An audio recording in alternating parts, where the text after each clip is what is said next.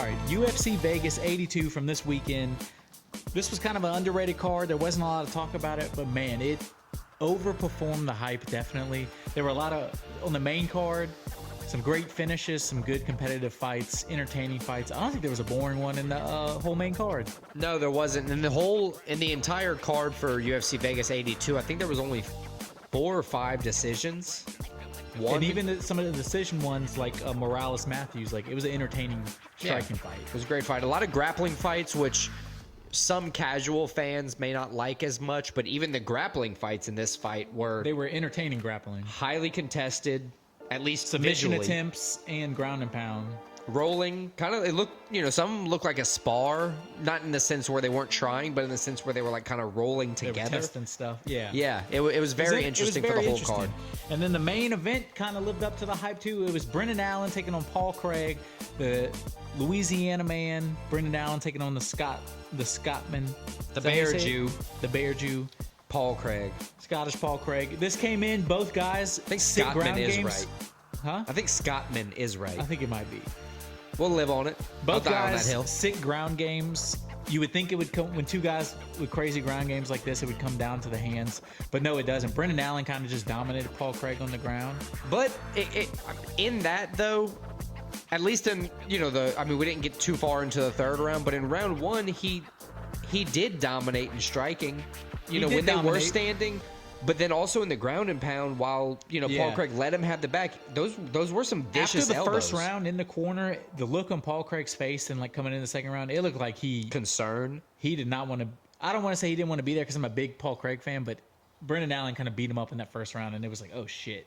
And then it was more of that in the second round. Ended up getting the choke. It's impressive when you can choke out Paul Craig, a guy like that. Man, watching that choke too, you could tell Paul Craig was doing everything in his power. And then you kind of see it in his face where he's like, oh, fuck. Yeah. And then he taps. Tap, tap, tap. And he's like, all right, yeah, you got it. And Paul Craig, he's a stand-up guy, number one, but then Brendan Allen got up and like kind of bent down and talked shit in his face, which Paul Craig, he didn't like touch gloves or anything. So it's like, I like Paul Craig again, but like if you're going to do that, you got to take that. And Paul Craig kind of just had to sat there. You can't get offended by that. He does a respectful thing at the end of the day. He takes his losses on the chin. He knows. I mean, that's kind of his whole mantra. It's not about how you hit. It's about how you get knocked down and can get back up 1,000 times. So I'm still going to be a Paul Craig fan. I'm always going to root for the guy. I like him a lot. But man, Brendan Allen, he's moving up the rankings. He looks like he could be a legit contender in this division. A sick ground game. He has the hands. He kind of is a well-rounded guy. He's been in the UFC a while, so he has a lot of experience. So I'm excited to see where he goes from here. Right. He's definitely already a top 10 middleweight.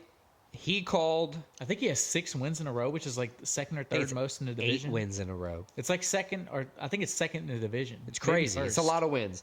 So, top options for him, I think Marvin Vettori, Paulo Costa... I would like to see Jared Cannonier. Any of those 3 for me would be top 5 options. Any of those, and that's like a little step up for him, where it would be like, all right, how legit are you? Right. It's a good shot where somebody like Vettori, who's a grappling connoisseur, before we saw him striking, with Adesanya or Whitaker or anybody, we saw Vettori as a submission artist. That would give Brendan Allen a good striking, but also... Maybe Robert Whitaker? Yeah, even Robert Whitaker off the loss to Duplessis. Coming back, he hasn't fought in a while. This is not the NFL. Brendan Allen didn't take any damage, or not a lot of damage. He looked good in the fight. Very good. I mean, this is one you could turn around in like 3-4 months. Fight in January, February, easily, in my opinion. I'd be excited to see any of those options mentioned, but definitely top 5 is in his window. He was 10 as I saw Hermanson called him out, and he's like, dude, I called you out and you didn't want to fight me because you were too good for me then. And he's like, now you've lost 2 out of 3, and now you want to fight me after I'm winning. So he's like, nah, I'll pass on that. I think Hermanson's 1 ahead of him, like at 9. Right, it's not worth it. I looked that up, and it just isn't worth it. He called him out on Twitter. I don't see Brendan Allen taking that fight. No, I think, like you said, I think it's like a guy top 5, maybe like 6, maybe 6, 7. But like someone that Whitaker, Cannonier. He's gonna fight somebody where if he gets an impressive win, you could argue maybe a title shot. Absolutely. All right, so then next we're gonna go straight into the co-main. That was Michael Morales versus Jake Matthews. Michael Morales has some of the cleanest striking. He's a fun guy to watch. I have to He's agree great with on the feet. Paul Felder with his commentary. The dude was not sweaty deep into the fight. Yeah, pretty much at the end of the second round, it was like he's finally like He's breathing a I think little he said bit. at least glistening a little bit. Yeah, it's like you finally see something on him. It's weird that that's the thought process that like normally you go 5 minutes in and they're like these guys are sweating their asses off. They're completely like, even if you're well conditioned, you're breathing heavy because it's a high octane moment. Michael Morales stayed cool, calm, and collective. But on the flip side, we saw how durable Jake Matthews was for the entire fight. Like, and he Morales, stayed in it. We thought he was gonna, it was heavy odds. We thought he was gonna win it early with a knockout. We thought he was gonna. It looked like first round Morales was gonna knock him out. Second round, he won the second round too, but you'd say it was a little more even. And Probably then like third 10, round, 9-9, 10-9. You could argue that Jake Matthews could have won the second. I would say third round's the one you could most argue he won the second. Absolutely. I think one scorecard had it 30-27 Morales. The other two had it 29-28 Morales. Correct. So I think I didn't look at the judges' scorecard, but if I had to guess, you'd give the first two. If you scored at 29-28, it was first two rounds to Morales, third round to Matthews. So credit to Matthews. He got stronger as the fight went on. But yeah. I don't think anybody watched that fight and thought Jake Matthews should have won. No, I don't believe so either. Jake Matthews did. I'm thinking of the mashed potatoes. He thought of moving forward. He stayed moving forward the entire fight. Like I said, durability. He's a veteran. He's had a lot of UFC fights, especially compared to Michael Morales, for sure. So, do you think Michael Morales deserves a top 10 opponent next? He's 4-0 in the UFC. He's 16-0 total. I don't know top 10, but I think definitely a ranked guy. So like I would give him somebody like 13 to 15. Okay. Yeah, so I didn't have a specific fighter lined up for like a top 50 because he's still new, right? It's proving ground and when he's you're still early. young too, so like they don't want to rush him in because you don't want to ruin. Because UFC and MMA, you can overcome losses, not like boxing. But if they have a chance to market this guy and like as an 3 or 4 undefeated, fights as an undefeated guy, right. that's more marketable. So I think the UFC is always conscious about that. So I don't think you just throw him out there quite yet. But he's definitely, especially in the welterweight he's definitely division, moving up the ladder. Right. He should be fighting a ranked guy soon. Maybe his next fight, if not his next fight, if he moves to 17-0, 5-0 in the UFC, I think at that point they'd be forced. Yeah, then you kind of got opponent. To kind of like they would happen with Sean O'Malley. Right. He just kept tried knocking to protect people him for out. a while, and it was like, okay, we got to. Yeah, you can't feed him people. At Fans some are going point, to be you pissed. can at first, but like at some point, you're like, how good is this dude? Right. Exactly. Let's figure it out. But yeah, so we move on to the next fight. Chase Hooper, Jordan Leavitt. This total grappling match, I think it only lasted like 3 minutes. Yeah, it was the first round finish, 3.5 minutes, something like that. It ended with a Chase Hooper choke submission over Jordan Leavitt. But this was a fight. Both guys, like I said, it was a grappling match. Both guys grabbing legs, grabbing ankles. 2 minutes, 58 seconds. Going for submissions. They were rolling. It was entertaining rolling, entertaining positioning. I mean, as a grappling match, that's about as entertaining as you can get. Yeah, dude, this fight had like 4 significant strikes. And it wasn't boring at all. No. Which is a crazy thing, which usually don't equate those two things together. I would say they had dynamic transitions on the ground that left me excited, and I would say it left the fans, whoever was in the apex, excited, because when you kind of know you're getting a grappling match, a lot of times as a fan, and casual fans aren't the only ones. I do this the same. I think a fight might be boring. I don't want to see an all ground game fight, but tonight's card proved that they can still be electric. They can be high octane ground thrillers. And Chase Hooper finally ended his alternating win-loss thing. Since he's been in UFC coming into this, he had alternated win-loss to a 4-3 record. So and that's why I picked Jordan Leavitt, was because he had done that. So for the first time in his UFC career, he gets 2 straight wins, which is a huge deal for him. Moves 13-3 overall. That's his 4th UFC finish. Only his 2nd sub, which I found surprising. But a great win for him. This was 2 guys that I think whoever won kind of elevated themselves a little bit. Whoever loses, they're not in danger of getting cut by the UFC, but they're kind of in that gray area. Right. My only issue Well, I guess I have two issues. One, Chase Hooper, after his win, he didn't really call anybody out, which I respect. But then he took to Instagram. What was his fight at 155? 155. That's my second issue. Hold on. The first issue is the call out to Francis Ngannou. Not really an issue. It's just like you're kind of surmounted the win loss thing. Call somebody out, man. The next guy up at least. Just take a shot. But be at the entertaining. same time, they're not on good terms with the UFC. It's like I was gonna say I like Chase Hooper. I don't want to see him get. We talked about how deadly this 155 division is. that's a problem. That's the biggest problem of it all. I don't see any of these ranked guys where I go into that matchup excited to watch Chase Hooper get beat I mean, up. can you imagine that Benoit Saint Denis and Chase Hooper are in the same division, near the same Michael rank? Chandler in. No, but I'm saying Benoit Saint Denis is near the same. Like, is an unranked professional. They're close in the rankings. Saint Denis ranked now. Yeah, he's like 12 He's or something 11. like that. 11. And I think But think of that. there's a huge difference between those guys, though. Jordan Leavitt is in the same division, and that is just like it's wild. Dustin Poirier, Justin Gaethje, Charles Oliveira, Michael Chandler, Islam Makhachev, Michael Conor Chandler. McGregor. Right. I'm sorry. Dan Hooker. I'm sorry, but Chase Hooper, I'm going to need you to move to bantamweight, please. Yeah, I don't just want you to see- die. I like Chase Hooper, like I said. I'm glad he got the win. I just don't think it's know- going to be hard for him to compete at the top of this division. And he's young, so maybe he can just outlast them all. Fill up. I don't know. Wait until you retire. Or he might. Wait until they all retire. He I is mean. young, like you said, so he might just, as he gets older, move up and compete better. But That's this the 155 division is one crazy. big concern with the lightweight division. We talk about it always. It's filled with monster strikers, where somebody with a strong grappling game, AKA, who's kind of small, like not small, but like lanky frame. All you need is a crazy Islam. Look at him. He's killing these dudes. Right, but he's built the right way. Chase Hooper's too small, it seems. Yeah. He doesn't have the striking power where Islam could stand if he needs to get you on the ground.